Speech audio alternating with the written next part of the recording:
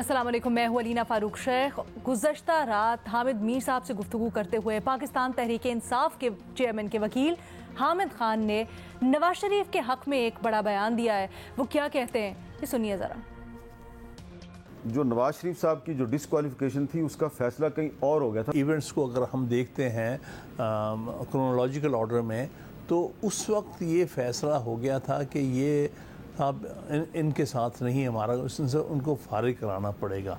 वो तो by chance उस ज़माने तक जब ये सारा मामला हुआ है तो पनामा पेपर्स लीक्स आ चुके थे। तो इसका मतलब ये है कि जो नवाज शरीफ साहब को सुप्रीम कोर्ट के जरिए डिस्क्वालीफाई करवाया गया, वो फैसला एक्चुअली कहीं और हुआ था, जुडिशरी सर्विस इस्तेमाल हुई। बिल्कुल यही नज़र आता है। यही जो चेन ऑफ इवेंट्स हैं वो वही शो कर रहे हैं कि इसी तरह हुए। ग़ालिबन उनको खुशफहमी ज़रूर लगता है, नवाज शरीफ साहब को एक हद तक रही है कि हम शायद अदलिया को हैंडल कर सकते हैं, हम बेहतर हैं हैंडल करने में, लेकिन उन्हें बाद में महसूस हुआ कि नहीं, ये बात उनके हाथों से भी निकल चुकी थी। बयान आपने सुना, हामिद खान साहब कहते हैं कि अगर चेन ऑफ इवेंट्स को देखें तो ये लगता है और ये नज़र आता है कि नवाज शरीफ की नाअहली का फ़ैसला पहले से हो चुका था, फिर पनामा आया और फिर अदालती फ़ैसले से उनको नाअहल किया गया। और ये भी कहा उन्होंने कि इस मामले में अदालत को इस्तेमाल किया गया। ये जो बयान है इसको नून लीग अपने हक़ में, नवाज शरीफ के हक़ में गवाही के तौर पर ले रही है। और मरियम औरंगज़ेब साहिबा जो कि वज़ीर इत्तलात भी हैं और नून लीग की तरफ से बयान देते हुए उन्होंने ये कहा कि असल गॉड फादर और सिसिलियन माफिया तो आसिफ सईद खोसा थे, साबिक चीफ जस्टिस। उन्होंने कहा कि आसिफ सईद खोसा ने जजेस के साथ मिलकर पनामा को इकामा में बदलने की साजिश की। अब गो के हामिद खान साहब कह रहे हैं और बड़ी कन्विक्शन से कह रहे हैं, लेकिन ये पहली दफ़ा नहीं है कि इस तरह से कुछ सुनने को मिला है। इससे पहले आपको याद होगा शाह महमूद कुरैशी भी कुछ ज़रा दबे अल्फाज में इस तरह की बात कर चुके हैं। सवाल यहाँ पर यह बनता है कि नून लीग इसको जिस तरह से परसीव कर रही है हामिद खान साहब के जवाब को, बयान को, क्या इस बयान के बाद नून लीग के दावे की कि नवाज शरीफ को एक साजिश के तहत वजारत उज़्मा से हटाया गया, ये दावा दुरुस्त साबित हो गया? अपने तजियाकारों के सामने हमने यही सवाल रखा है। हमें ज्वाइन करें डिस्कशन के लिए हफीजुल्लाह नियाजी साहब, मज़हर अब्बास साहब, सुहेल वड़ायत साहब और शहजाद इकबाल साहब भी स्काइप के थ्रू हमारे साथ मौजूद हैं। शहजाद साहब, सबसे पहले आपकी राय मैं इसके ऊपर जानना चाहूँगी। जी बहुत शुक्रिया अलीना। मेरे ख्याल से ये जो बात हामिद खान साहब कर रहे हैं, ये बात अब कोई नई नहीं है, ना कोई ढकी छुपी बात है। ये हकायक सबके सामने है कि 2018 के इलेक्शन से पहले इमरान खान को इन करने की और नवाज शरीफ को माइनस करने की कोशिश की गई थी और इसी का ये सारा सिलसिला था। हामिद खान साहब ने कहा कि जुडिशरी इस्तेमाल हुई, लेकिन मरियम औरंगजेब साहबा का आज जो बयान आया है, उन्होंने आसिफ सईद खोसा और दूसरे जजेस पे ये डाल दिया है। उन्होंने इसका जिक्र नहीं किया कि इस्तेमाल करने वाले कौन थे। इस्तेमाल करने वाले यकीनन उस वक्त की इस्टेब्लिशमेंट थी और उस वक्त की इस्टेब्लिशमेंट में जो लोग उस वक्त अहम तरीन ओहदों पर फाइज थे, मेरे ख्याल से उन्होंने एक किरदार अदा किया था। और शुरू में तो जब ये फैसला आया था, जो एक 3-2 का फैसला था, जिसमें ये कहा गया था कि तीन जजेस ने ये कहा था कि JIT बननी चाहिए, फर्दर इन्वेस्टिगेशन होनी चाहिए। मेरे ख्याल से उस वक्त तक तो ये मामला नून लीग के लिए भी ऑब्वियस नहीं हुआ था और वो लोग मिठाई बांट रहे थे कि ये फैसला हमारे हक में आ गया है। फिर मेरे ख्याल से जब JIT की तश्कील हुई, इसमें उमर चीमा साहब की कुछ स्टोरीज आई, ये पता चला कि वो सारा JIT का जो सेल है वो ISI उस वक्त जो है वो मैनेज कर रही थी। फिर ये इंकशाफ हुआ कि किस तरीके से JIT में उन अरकान को भर्ती किया गया SSCP के चेयरमैन को कह के। तो वो जो लीक कॉल्स वगैरह थी, मेरे ख्याल से उससे ये काफी उस वक्त ऑब्वियस हो गया था कि ये सिलसिला कुछ और है। और इस केस में बहरहाल दो पहलू जरूर हैं। एक तो जो नाअहली की आपने बात की, जिसमें नवाज शरीफ को इकामा में नाअहल किया गया, उस पर तो इमरान खान भी ये कह चुके हैं कि बड़ा ही कमजोर फैसला था। मेरे ख्याल से कोई भी जो थोड़ी बहुत भी समझ बूझ रखता होगा कानूनी मामलात में, वो यही समझेगा कि फैसला गलत था। हाँ, एक बात जरूर है जो मैं बार बार कहता रहूं कि जो एवनफील्ड अपार्टमेंट्स हैं और उस पर जो कन्विक्शन हुई है, ऑल्दो उस फैसले में भी, जस्टिस बाकर साहब के फैसले में भी काफी सारी कमजोरियां मौजूद हैं, बट ये हकीकत है कि एवनफील्ड अपार्टमेंट्स एग्जिस्ट करते हैं और उसका जवाब उनको देना है जिनकी वो मिल्कियत है। नवाज शरीफ साहब कहते हैं मेरे बच्चों की मिल्कियत है, लेकिन ये एक फैक्ट है कि वो 90s से शरीफ खानदान के पास है, जब उन बच्चों की उम्रें बड़ी कम थी। तो उसका बहरहाल आज तक तसल्लीबख्श जवाब मिला नहीं है। जैसे इमरान खान से जवाब लेते हैं 190 मिलियन पाउंड का, जैसे हम सवाल करते हैं उनकी उस घड़ी के हवाले से कि क्या उन्होंने वो डिक्लेयर की, उसी तरीके से मेरे ख्याल से ये सवाल बड़ा वैलिड है कि नवाज शरीफ साहब ने वो अपार्टमेंट्स क्यों नहीं डिक्लेयर किए और क्या वो उनकी आमदन से ज्यादा थे वो सारे असासे। मेरे ख्याल से वो सवाल अपनी जगह पर अब भी मौजूद है। जो नाअहली थी, मेरे ख्याल से वो तो बहुत ही एक आप कह सकते हैं कि बहुत ही बुरा फैसला था और कोई उसकी मंतक बनती नहीं थी कि 10,000 दिरहम ना शो करने पे उस वक्त नाअहल कर दिया गया था। और बदकिस्मती वैसे अलीना ये है कि जो उस वक्त सिलसिला चल रहा था वो ऐसा लगता है कि आज भी चल रहा है। हम सीखे नहीं है। नवाज शरीफ साहब तो ऐसा लगता है कि अपनी कानूनी मुश्किलात से निकल आएंगे, लेकिन अब रियासत कोशिश कर रही है कि इमरान खान को माइनस करें, और हुकूमत जो नैब ऑर्डिनेंस में दोबारा एक तब्दीली लेकर आई है और जिस तरीके से वो तब्दीली की गई है उससे तो बज़ाहिर ये लगता है कि अब इस हुकूमत की ख्वाहिश है कि जैसे नवाज शरीफ 2017-18 से पहले माइनस हुए, किसी तरीके से इमरान खान को भी जो है माइनस किया जाए, या कम से कम जब इलेक्शन हो रहे हो तो उनको जेल में डाल दिया जाए। लेकिन शहजाद, इस बात के ऊपर, यही जो आपने एग्जैक्ट बात की है, इसके ऊपर ये सवाल बड़ा अहम हो जाता है कि जब अब ये साबित आपके मुताबिक भी ये हो रहा है, या इसके बारे में सबूत या बातें अब खुल के सामने आ रही हैं कि प्रोजेक्ट इमरान को लॉन्च करने के लिए किस तरह से सारी सियासी मनूवरिंग हुई और सारी सियासी टेम्परिंग हुई, तो फिर क्या अब जो हो रहा है न्याजी साहब, आप समझते हैं कि इसके ऊपर मोहर सख्त हो गई? और अगर ऐसा है तो नून लीग जो बात कर रही है कि जिस तरह से आए उसी तरह से वापस जा रहे हैं, ये फिर दुरुस्त है? देखिए जी, दावा तो जो उनके जो कोई हामिद खान साहब ने कहा है या जो आगे औरंगजेब साहब ने उसकी इंटरप्रिटेशन किया, डंके की चोट पर दुरुस्त है। शहजाद साहब ने भी आगाज में यही उसको एंडोर्स किया है और यही बात हामिद खान साहब ने किया। और हामिद खान साहब से ज्यादा मेरे नजदीक पाकिस्तान के अंदर कोई जिसको कहना चाहिए साख वाला बंदा शायद की माजरत न्याजी साहब, थोड़ा सा मैं ऐड कर दूं, हामिद खान साहब की रेलेवेंस इसलिए भी बहुत ज्यादा है क्योंकि पनामा केस में पहले वो इमरान खान के वकील थे, बाद में उनको रिप्लेस किया गया था और नईम बुखारी साहब को लेकर आए थे, इसलिए उनकी अहमियत ज्यादा। ये केस इनिशिएट हामिद खान साहब ने किया था और उन्होंने उसके हवाले से बताया कि अदालत ने, जब जमाली साहब का कोर्ट थी तो उन्होंने कहा ये सियासी केस हम इसमें नहीं पढ़ते। और उसके बाद जब दूसरा बेंच बैठा तो उसमें भी पहले उनको ये चीजें पसंद नहीं आई, बल्कि ये अजमत सईद साहब जिन्होंने ब्लैक लॉ डिक्शनरी ईजाद की थी, उन्होंने कहा था ये पकोड़े तलने वाले कागज हैं। जब हामिद खान साहब जैसे वकील जब उनके सामने पेश हो रहे थे, हमारा सूरत हाल ये है जी कि हामिद खान साहब की एक बात जो फरमा उन्होंने कही, उन्होंने कहा ये डॉन लीग से में फैसला हो गया था कि नवाज शरीफ को हमने पे कांटा लगाना है। जैसे इमरान खान साहब के बारे में हम सारे बात करते हैं कि उन पे कांटा लगना है। अब डॉन लीग के हवाले से मैं हामिद खान साहब से सिर्फ एक बात उसमें ऐड करूंगा, मैं उनको कॉल करके भी फोन करके बताऊंगा कि 2014 में जब सियासत नहीं रियासत बचाओ, तारुक कादरी और इमरान खान साहब कंटेनर में बैठ के 14 अगस्त को लाहौर से शुरू होकर इस्लामाबाद पहुंचे थे, तो उस वक्त तो ना पनामा थी और पाकिस्तान पे या रियासत में कौन सी उफ्ताद आन पड़ी थी कि जो सियासत को और तहकीक करके रियासत बचाई जा रही थी। देखिए जी, मुझे उसमें तो मेरे अपने राय है कि जी उसकी दो वजूहात थी जो 2014 का धरना है, और वहीं से ये वजूहात आगे भी वही उन्हीं ग्राउंड्स के ऊपर ये नवाज शरीफ के साथ ये जो मामला हुआ, जो इसका एक दूसरे के साथ जो तबाजमाई की। और वो क्या था जी कि एक तो मुशर्रफ साहब का केस उन्होंने सुप्रीम कोर्ट के कहने पे, इफ्तिखार चौधरी साहब की अदालत के कहने पे इन्होंने उसके ऊपर गद्दारी का इल्जाम लगाया, मुकदमा चलाया।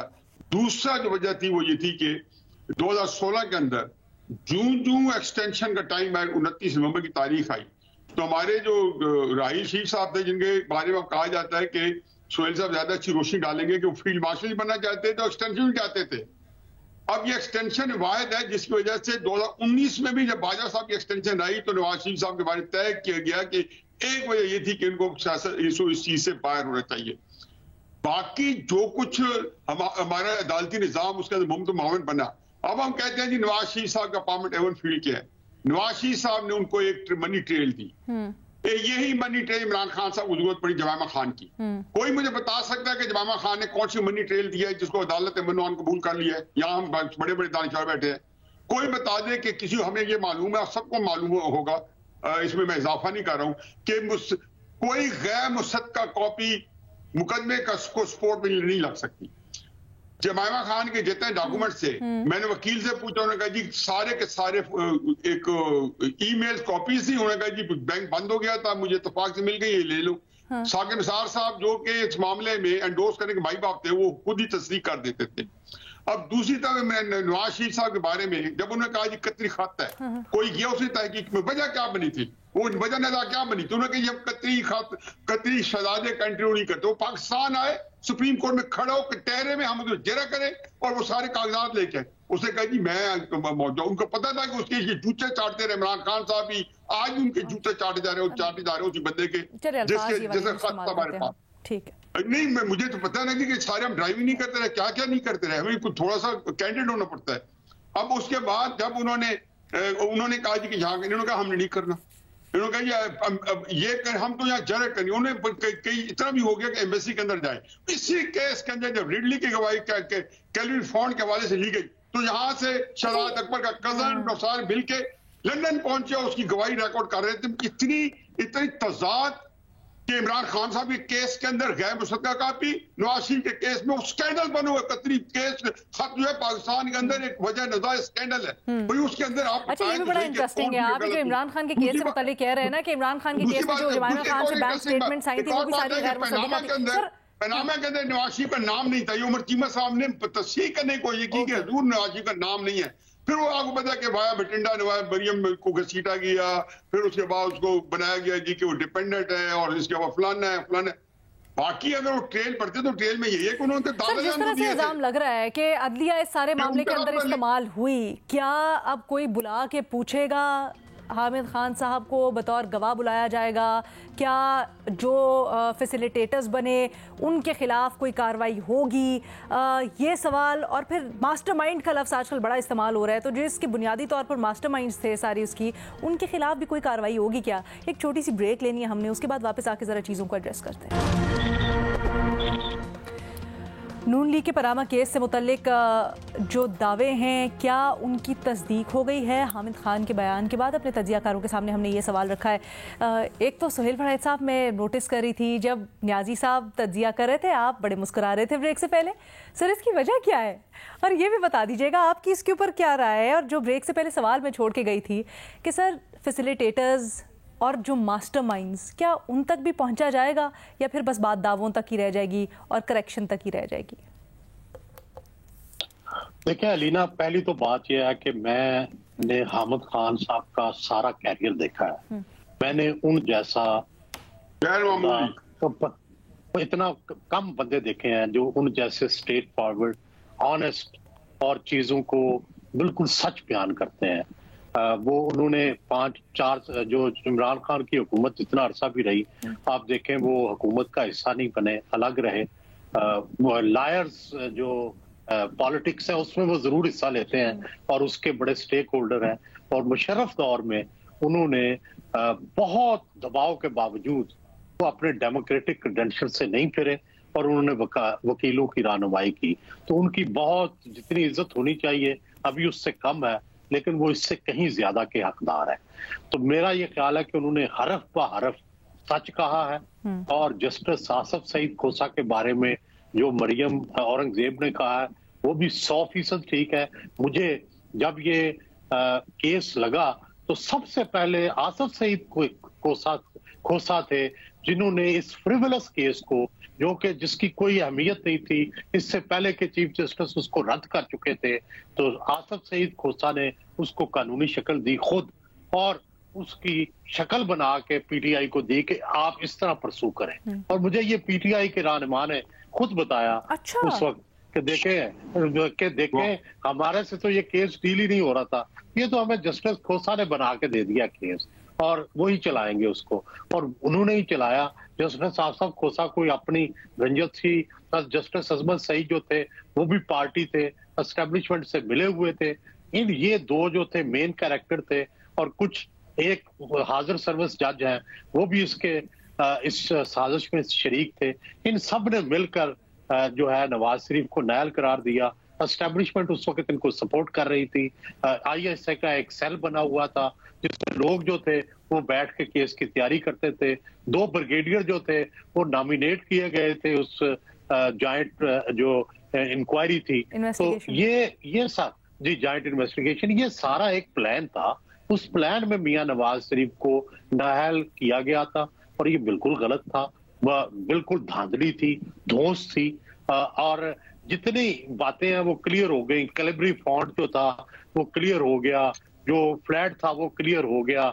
और ये मुझे असलम साहब जो हैं, असलम भट्ट साहब, सलमान असलम भट्ट साहब, जो नवाज शरीफ के वकील थे, मैंने उनसे भी पूछा, नवाज शरीफ साहब से भी पूछा, मैंने नवाज शरीफ साहब से अलग से ये पूछा, मैं क्या मियां साहब, हम सबको ये नजर आ रहा था कि जब आपके खिलाफ ये प्रोसीडिंग्स हो रही थी तो हमें लग रहा था कि भाई आपको नहीं छोड़ेंगे, जजेस के सवालात से, जजेस की जो टिल्ट था उससे लग रहा था, तो आपके ऊपर उम्मीद थे, तो कौन था जो आपको उम्मीद दिलाता था? तो मियां साहब कहते हैं कि जी मेरा ये ख्याल था कि तमाम तर दबाव के बावजूद जजेस जो हैं वो किसी दबाव को कबूल नहीं करेंगे और मेरे हक में फैसला करेंगे। मैंने यही बात, जो मियां नवाज शरीफ के वकील हैं सलमान असलम, वो बात नहीं करते किसी से, और जो है मैं स्पेशली उनसे जाके मिला और उनसे ये पूछा कि भाई आपको वो क्या खुशफहमी थी, जो पूरे पाकिस्तान को तो पता था कि आप केस हार रहे हैं। तो उन्होंने कहा नहीं, ऐसी बात नहीं है, मैं केस के जितने पॉइंट्स थे मैं सब जीत गया था, मैं कैलबरी पॉइंट जीत गया था, मैं घर के मसले पे डील कर लिया था, मैंने जितने डॉक्यूमेंटेशन थी वो सारी पूरी कर दी थी, तो इसीलिए तो आखिर में आखिरी रात जो है ये इन्होंने जो औकामा था उसको बहाना बना के नायल की। मज़ा साहब क्या कहेंगे आप इसके ऊपर? देखिए, पहली चीज तो ये कि अगर 5-6 साल बाद ये गवाही आए तो मेरे नुक्ते नजर से वो गवाही कमजोर होती है। काश हामिद खान ये बात उस वक्त करते जब पनामा का फैसला आया था, काश ये उस वक्त बात होती। और हामिद खान सबसे ज्यादा क्रेडिबल लॉयर्स में से एक लॉयर हैं। वो ना सिर्फ तहरीक इंसाफ के फाउंडर्स में से हैं, उन्होंने तहरीक इंसाफ का आइन बनाया है। वो उन लोगों में से हैं, जब इमरान खान जनरल मुशर्रफ से मिलने जा रहे थे तो महराज मोहम्मद खान इमरान खान से के साथ जाने पर तैयार हुए, बड़ी मुश्किल से। हामिद खान रिफ्यूज्ड और हामिद खान नहीं गए उधर। तो हामिद खान की क्रेडिबिलिटी तो बहुत है, लेकिन मेरे नुक्ते नजर से आज 5 साल बाद अगर हामिद खान ये बात कह रहे हैं तो ये आर्गुमेंट कमजोर हो जाता है। ये बात उनको उस वक्त कर दी चाहिए थी जब ये फैसला आया था। और जब ये दूसरी बात ये कि जिस वक्त पनामा लीक्स आई थी उस वक्त मैंने चौधरी निसार साहब से गुफ्तगू की थी, और चौधरी निसार साहब का ये मौक़िफ़ था कि उस वक्त ये डिबेट हुई थी, अगर आपको याद हो, और यकीनन नियाज़ी साहब को भी, सुहेल साहब को भी, शहजाद को भी याद होगा। उस वक्त एक मुस्लिम लीग नून के अंदर एक आर्गुमेंट था कि क्या हम सुप्रीम कोर्ट जाएं या पार्लियामेंट में जाएं, क्योंकि पार्लियामेंट में भी ये बात हो रही थी कि मियां साहब को पार्लियामेंट में जाना चाहिए था। दूसरी बात ये हो रही थी कि उनकी जब बच्चों के नाम आए थे ऑफशोर में, तो इखलाकी तौर पे अगर मियां साहब स्टेप डाउन करते तो वो बहुत बड़े हाई मॉरल ग्राउंड पे होते। बाद में जब सुप्रीम कोर्ट में केस गया और सुप्रीम कोर्ट की प्रोसीडिंग्स हुई, किसी एक स्टेज पर भी मेरे नुक्ते नजर से जब मामला, क्योंकि सुप्रीम कोर्ट ट्रायल कोर्ट बन गई थी जी, उस वक्त मियां साहब को उसका बॉयकॉट कर देना चाहिए था, क्योंकि वो ट्रायल शुरू हो गया था। जेआईटी बना दी गई, कभी भी सुप्रीम कोर्ट में हमने नहीं देखा कि इस तरह जेआईटी बनाई गई हो। ऊपर से एक जज को सुपरवाइजरी जज मुकर्रर कर दिया गया, कभी ये नहीं सुना। और मियां साहब जेआईटी में भी जाते रहे, वो उस वक्त भी ये बात सामने नहीं आई कि जी बाकायदा उस पे वो करके उनको बाहर आ जाना चाहिए। तो फिर ये तो सर कानूनी तौर पर और फिर सियासी तौर पर नून लीग की और मियां नवाज शरीफ की थोड़ी सी स्ट्रैटेजी का मसला हुआ। इसमें हामिद खान का बयान कमजोर होने का कहां से मामला आ गया? क्योंकि हामिद खान साहब तो कहते हैं कि मैंने अपनी किताब में भी इस सारे मामले का जिक्र किया था।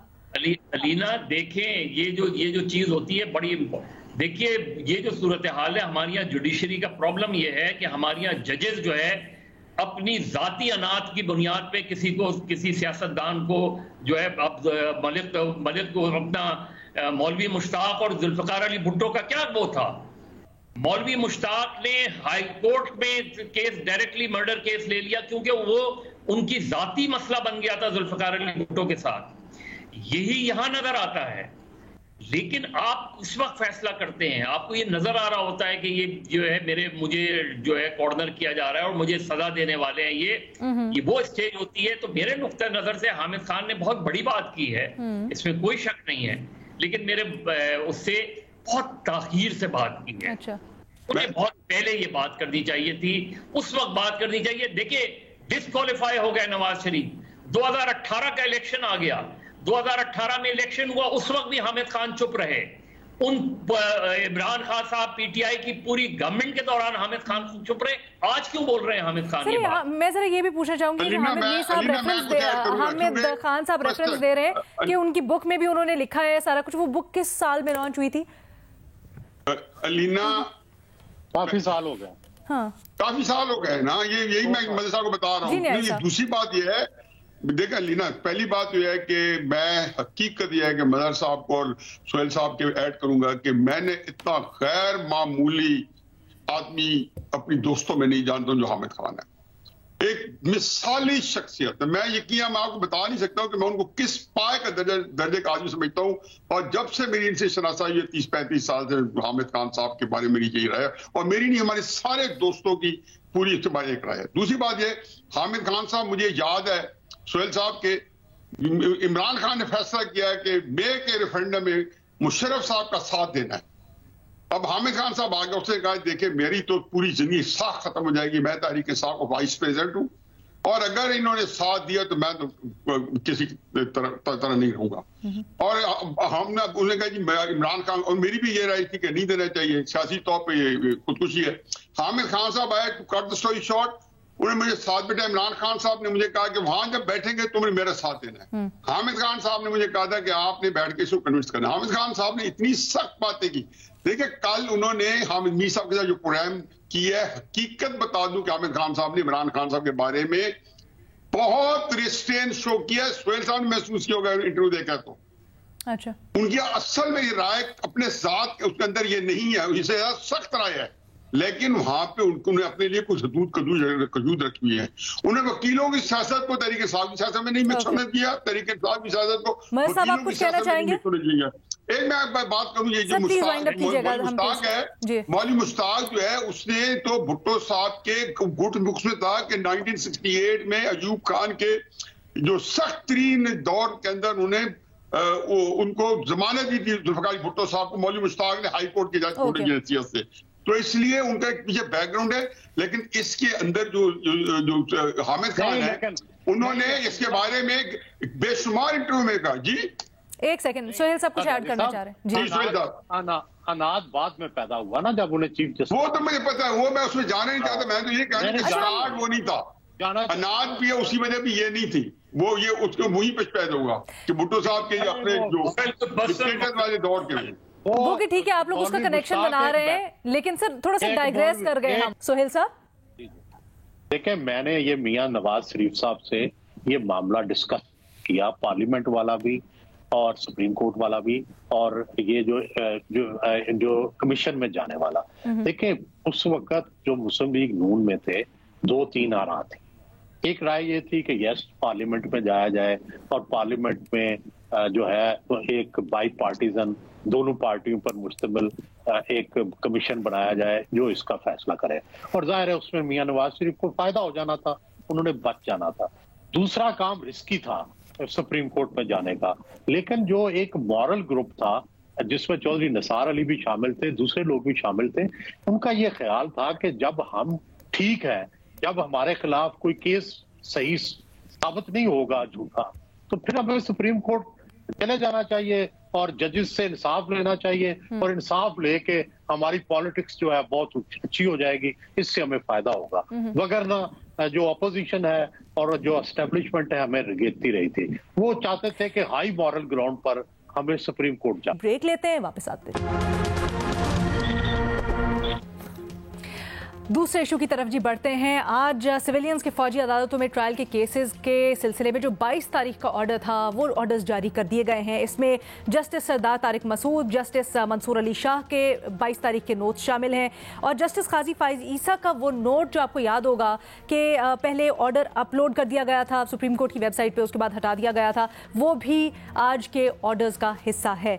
बहरहाल ये जो सारे के सारे हैं, इसमें बातें तो बहुत सी की गई हैं जिसको हम पहले भी डिस्कस कर चुके हैं, बट एक मजमूई और मुश्तरक इसमें बात यह है कि सबने इस पर इंसिस्ट किया है, जोर दिया है कि पहले प्रैक्टिस एंड प्रोसीजर बिल के खिलाफ जो दरखास्तें हैं उनके ऊपर फैसला किया जाए, तो फिर आगे मामला चलने में बड़ी आसानी होगी, क्योंकि जो बातें की गई हैं वो तो बड़ी सख्त हैं और बड़े सवालात उठाए हैं।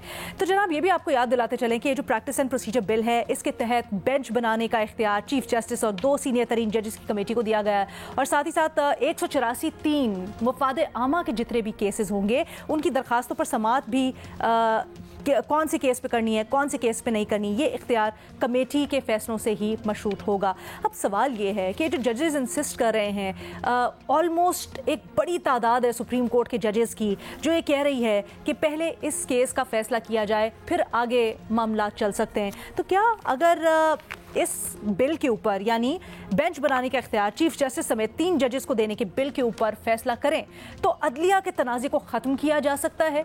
यही सवाल रखा है तज्जियाकारों के सामने। शहजाद इकबाल साहब, क्या राय है आपकी? अलीना, देखिए आपने ये जो बात की है कि ज्यादातर मेजॉरिटी जजेस की ये राय है कि पहले प्रैक्टिस एंड प्रोसीजर बिल का फैसला हो जाए उसके बाद आगे बढ़ा जाए।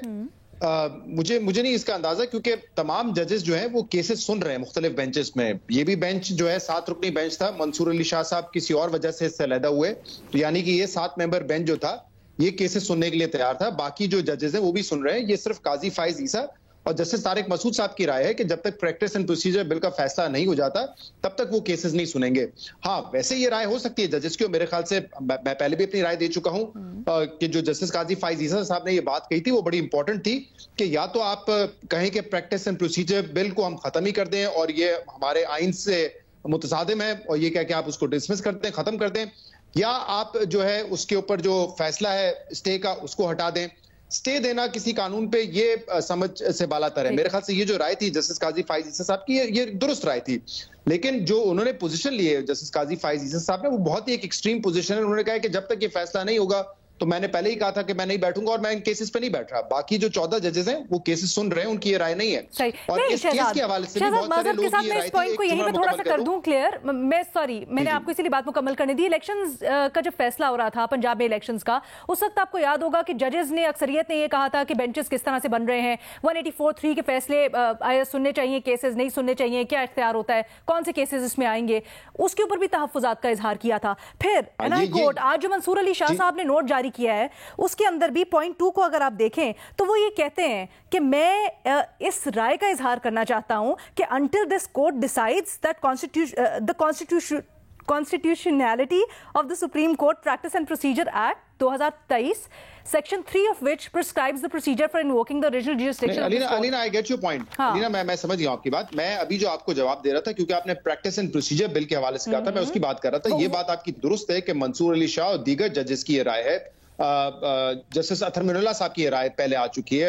आई थिंक ये जस्टिस याया साहब की इस पर राय आ चुकी है जी, कि ये जो बेंच जिस तरीके से बन रहे हैं इस पर बड़े सवाल उठ रहे हैं। ये मेरे ख्याल से बहुत ही एक जेन्युइन और लेजिटिमेट सवाल है, और इसीलिए प्रैक्टिस एंड प्रोसीजर बिल का जो ये हिस्सा था कि एक कमेटी फैसला करेगी कि क्या कौन से केसेस पे सू मोटो लेना है और बेंच तश्कील कैसे होगी, मेरे ख्याल से बहुत इंपॉर्टेंट था। और बदकिस्मती है, जैसे मैं कह रहा हूं कि इसका फैसला हो जाना चाहिए था, और ये बड़ा अहम भी है क्योंकि अब तो देखिए इतना कॉन्ट्रोवर्शियल हो गया है।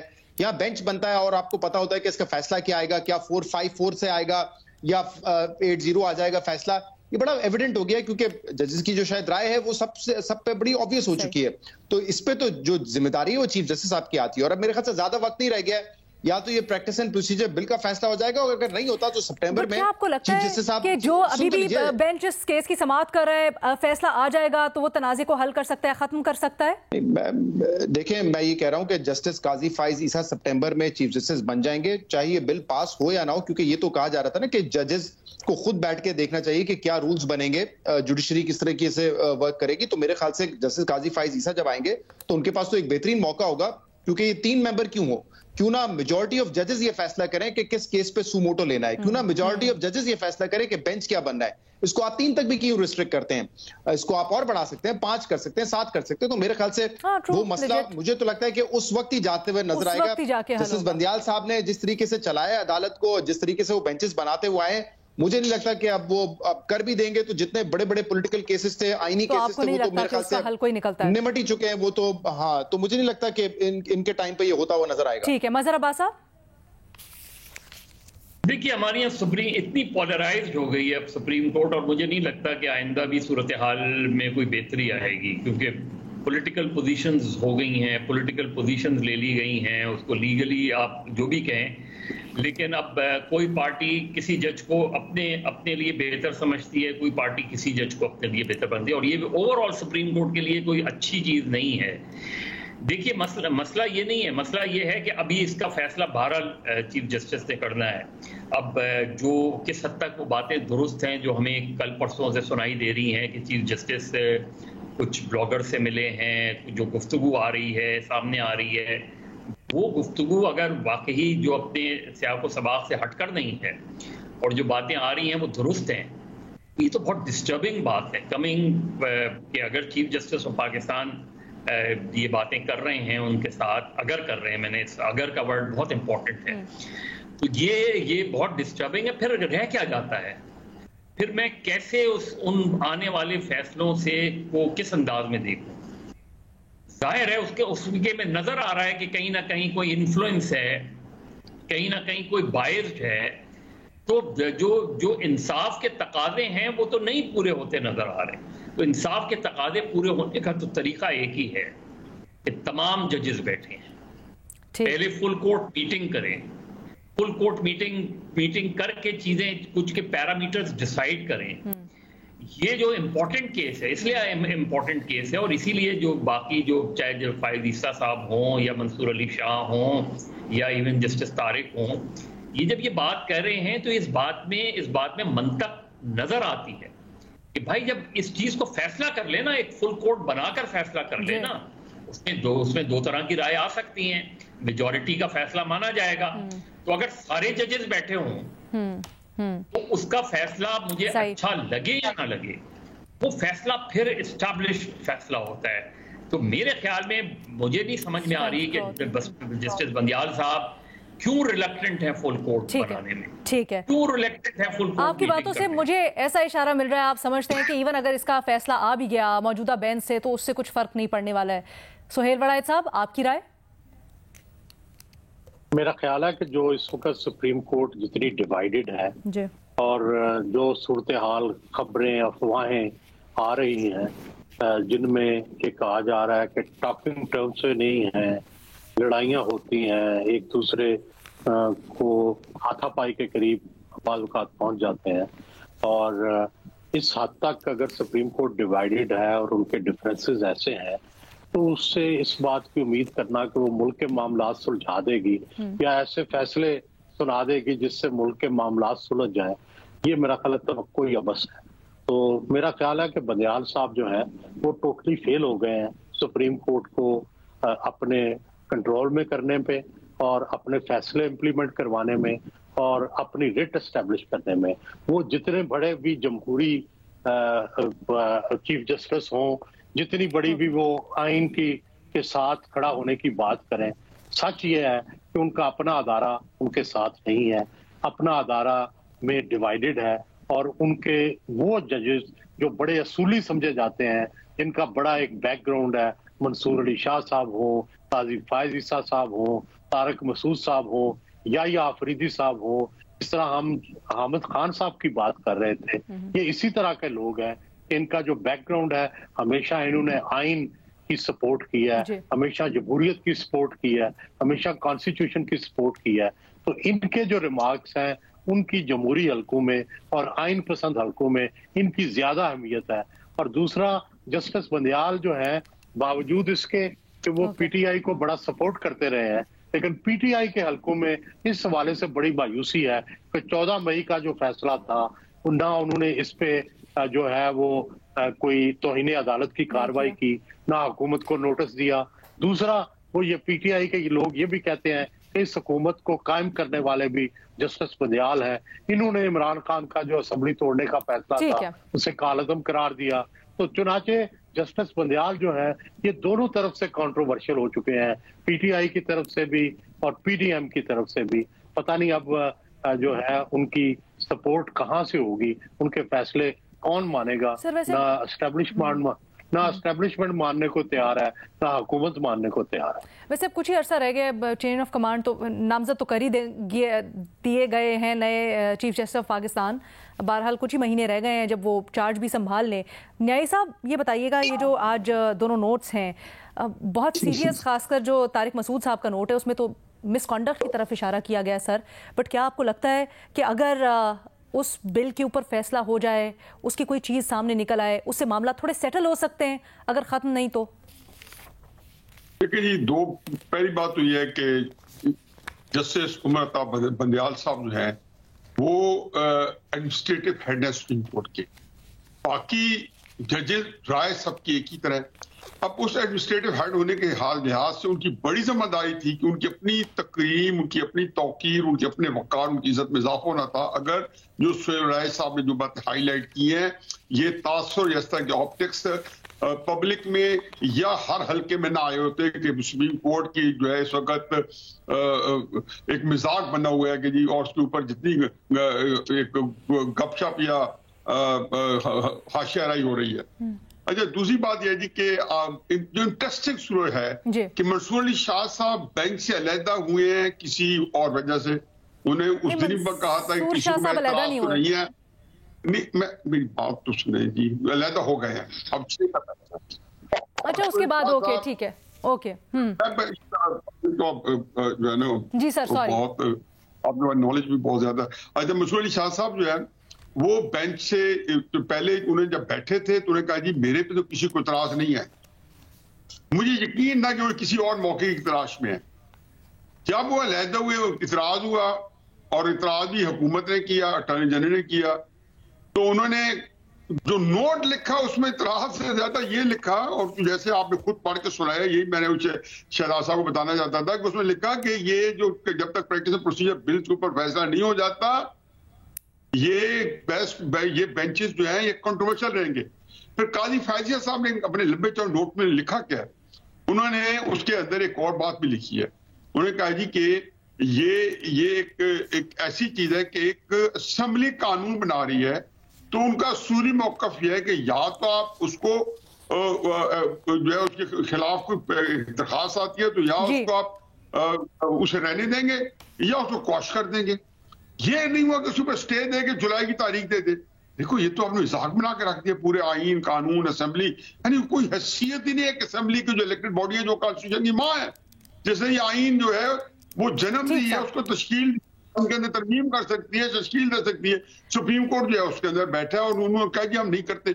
और फिर एक और का फाइज साहब ने कहा है कि ये जो शहजाद साहब के नोटिस में से मिलाना चाहता हूँ, उसी नोट के अंदर लिखा हुआ है कि ये प्रैक्टिस रही है गुलजार साहब तक के 17 के 17 जजेस जो थे वो बेंचेस में हम कोर्ट रूम मीटिंग के अंदर ये तय किया करते थे। ये नोट के अंदर पढ़ लें, ये पहले आप जज हैं, यानी कि अब ये साहब ही ये शायद करते रहे, गुलजार साहब ही करते रहे, उन्हें पहले जज हैं कि जो किसी से मशवरा नहीं लेते। ये प्रैक्टिस प्रोसीजर बिल से ओवर एंड अबव है कि आप जो है एक वहां के बिल आए हुए है, उसकी आपने एक नौकरी बनाई हुई है, उसका आपने मजाक उड़ाया हुआ है कि पास किया बिल को, यानी कि लगता यह है कि किसी ने कोई मजदूरों की तंजीम ने तो क्या आपको नहीं लगता कि अगर अब जरा कमेटी बना दी जाए, उसको जो कानून है उसके ऊपर फैसला दे दिया जाए तो मामला थोड़े से बेहतर हो सकते हैं या नहीं? वक्त गुजर चुका। मेरे ख्याल है कि जी अब कुछ भी कर लेना, बंदयाल साहब के पास इतना टाइम था अपनी इज्जत तौकीर बढ़ाने का। अब 1-2 महीने के बाद हकीकत यह है कि पिछले 2 महीने में तहरीक इंसाफ ने जो ट्रोल की है, जब उन्होंने असेंबली को बहाल किया था और तब उसकी ट्रोलिंग हुई थी, और दोनों तरफ से बंदयाल साहब को जो है, मैं बंदयाल साहब को भी हकीकत आपके ख्याल में कुछ भी कर लें, अब नहीं सही हो सकता, अब नहीं सही हो सकता, वक्त गुजर चुका। ठीक है जी, बहुत अच्छे बैकग्राउंड के बंदे हैं, पढ़े लिखे हैं, हाई कोर्ट के अंदर। मैं बिल्कुल समझती हूँ ये इशू इस तरह का है, हम सब बहुत कुछ कहना चाहते हैं, लेकिन माजरत के साथ हमारे पास आज इतना ही टाइम था। इजाजत दीजिए, अल्लाह हाफिज।